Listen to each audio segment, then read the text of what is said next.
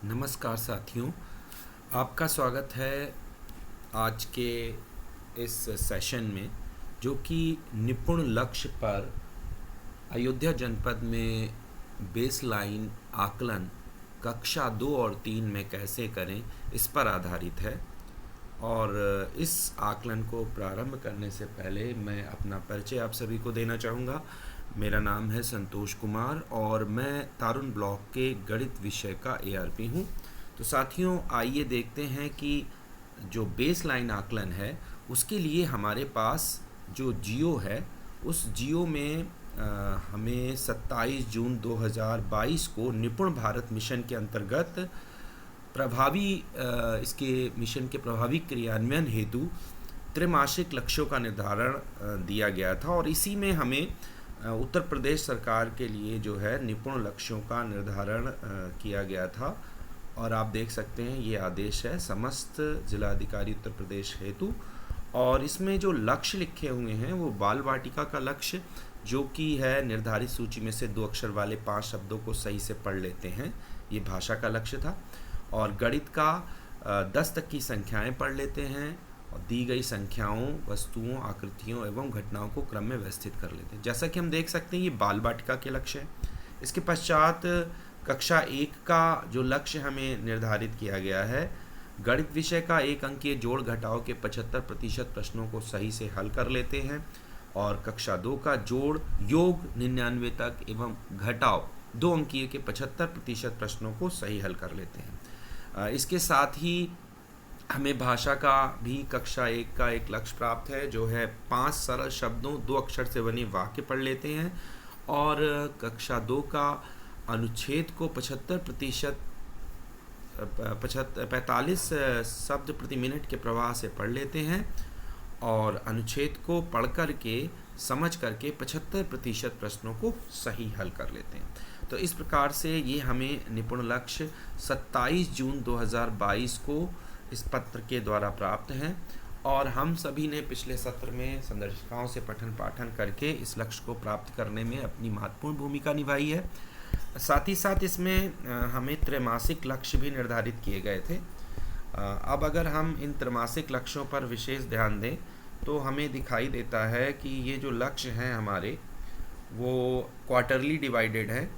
और 24 के लिए भी हमारे पास लक्ष्य हैं, इसमें हमारे जनपद के लक्ष्य इसमें लिखे हुए हैं, तो हम यहाँ से देख सकते हैं। आइए हम लोग आते हैं मुख्य बात पे।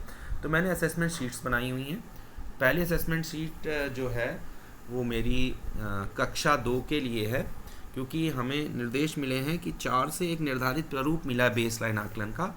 तो हम कक्षा 1, तो क्योंकि हमारे यहाँ रेडनेस प्रोग्राम चलेगा, नव प्रवेशी बच्चे होंगे, तो कक्षा 2 से हम इसको प्रारंभ करेंगे। और कक्षा 2 में जो हमारे पास बच्चे होंगे उनके लिए हम सबसे पहले बेसलाइन आकलन का आयोजन करेंगे, बच्चों को सहज करेंगे और इस तरीके की शीट बनाएंगे। कक्षा 2 बेसलाइन असेसमेंट, इसकी हेडिंग होगी, विद्यालय का नाम, यूडाइस कोड, विषय हिंदी, और यहाँ हम जिस तारीख में असेसमेंट परफॉर्म कर रहे हैं उसकी तारीख डाल लेंगे। क्रम संख्या में हमारे पास जितने भी बच्चे हैं उनकी हम सूची यहाँ सूचीबद्ध कर लेंगे, उनके नाम लिख लेंगे। और उसके बाद हम जो निपुण सूची है बाल वाटिका की, उसके अनुसार 20 शब्दों का चयन करेंगे। बार बार इन शब्दों को बदलेंगे, ये 2 अक्षर वाले शब्द होंगे।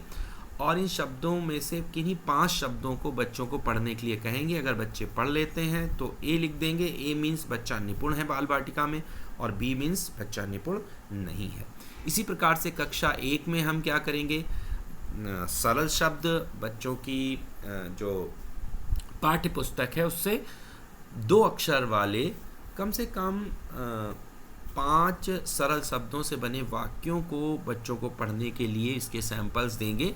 और यदि बच्चा पढ़ लेता है तो बच्चा निपुण कहलाएगा, उसको हम A ग्रेड अंकित कर देंगे। जैसे कि यदि हमारे पास में राम नाम का बच्चा है और हमने उसको चेक किया बाल वाटिका के लिए, तो हम अगर ये पाते हैं कि ये निपुण है तो इसको हम A ग्रेड का अंकित कर देते हैं। अगर हमें ये 5 सरल शब्दों से बने 2 अक्षर वाले वाक्य भी पढ़ के बता देता है तो ये हमारा B हो जाता है, A हो जाता है ये भी हमारा, क्योंकि इसने पढ़ के बता दिया तो हम इसको निपुण कह रहे हैं, तो A ग्रेड हो गया। इसी प्रकार से यदि हमारे पास रामू नाम का बच्चा है, मान लीजिए रामू नाम का बच्चा है अब दूसरा, और ये बच्चा बाल बाटिका में निपुण नहीं है, तो हम सबसे पहले इसको 20 शब्द देते हैं, सरल शब्द 2 अक्षरों वाले, और उसके बाद अगर ये निपुण नहीं है तो हम इसको यहाँ पर बी अंकित कर देते हैं। तो हमने बी अंकित कर दिया। तो इस प्रकार से हमें ये पता चल जाता है कि हमारे बच्चे की जो कक्षा 2 में उसकी ग्रेडेड दक्षता क्या है, वो बाल बाटिका तक निपुण है अथवा कक्षा 1 में निपुण होकर के कक्षा 2 में आए। इसी प्रकार से हम कक्षा 2 के लिए बात जब करते हैं तो हमारी ये श्रेणी पूरी हो गई। ये इसके बाद हम आते हैं कक्षा 3 पे। तो जब कक्षा 3 पे हम आकलन करते हैं तो हम बाल बाटिका का निपुण लक्ष्य, कक्षा 1 का निपुण लक्ष्य और कक्षा 2 का निपुण लक्ष्य, ये तीनों को हम चेक करते हैं। तो क्रम संख्या हम लोग डाल देंगे, छात्र छात्रा का नाम डाल देंगे, निर्धारित सूची में से 2 अक्षर वाले अगर 5 शब्दों को बच्चा सही से पढ़ लेता है तो ए ग्रेड का, नहीं पढ़ पाता है तो बी यानी निपुण नहीं है। फिर अगर कोई बच्चा बाल बाटिका में निपुण नहीं है तो उसको कक्षा 1 और 2 के लिए चेक करने की आवश्यकता ही नहीं है। जो बच्चा बाल बाटिका में निपुण है उसको कक्षा 1 के लिए चेक करना होगा, और जो कक्षा 1 में निपुण है उसको कक्षा 2 के लिए चेक करना पड़ेगा, क्योंकि हम कक्षा 3 की निर्धारित दक्षताएं बच्चों को प्राप्त कराने जा रहे हैं। और इस हेतु ये बहुत आवश्यक है कि बच्चे ने कक्षा 2 के निपुण लक्ष्य को प्राप्त कर लिया हो।